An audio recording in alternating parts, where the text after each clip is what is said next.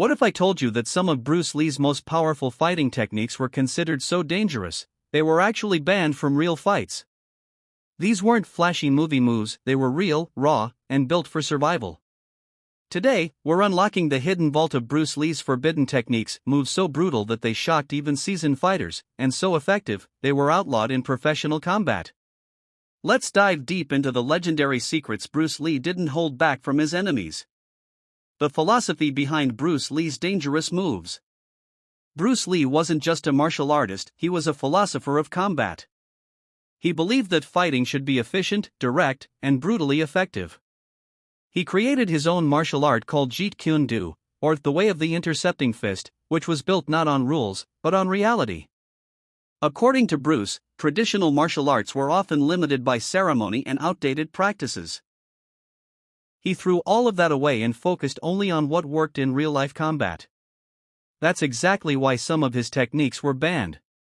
They were designed not for points or tournaments, but for ending a fight in seconds, often in painful and shocking ways.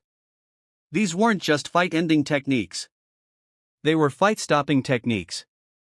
They were made to disable, shock, and dominate. The eye jab, the ultimate intercepting weapon. One of Bruce Lee's most iconic forbidden techniques was the eye jab. This was not a wild poke or accidental move. It was a surgical strike aimed directly at the opponent's vision, fast, deceptive, and devastating. Bruce would use the lead hand to flick the fingers right into the opponent's eyes, usually as a reaction or interceptive move when an attack was just beginning. What made this move terrifying was its speed. Bruce Lee's hand speed was so fast that even with slow-motion cameras, it was difficult to catch his fingers mid-strike. He didn't telegraph the motion. He didn't wind up. He just struck and it was over. This technique was so effective, it became one of the first things banned in combat sports.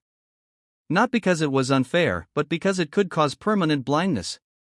And Bruce knew that. He trained it not for the ring, but for the street. In his eyes, it was a perfect example of using what works when it really counts. The groin kick, no mercy, no apology.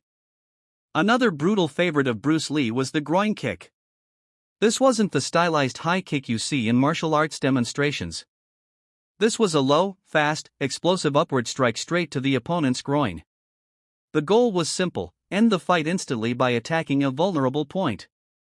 Bruce Lee trained this move from multiple angles, off the lead foot, off the rear foot, even from a pivot. And he didn't just throw it blindly. He disguised it with hand movements, footwork, and even feints to lure opponents into dropping their guard. In many traditional martial arts tournaments and combat sports, groin attacks are a leg.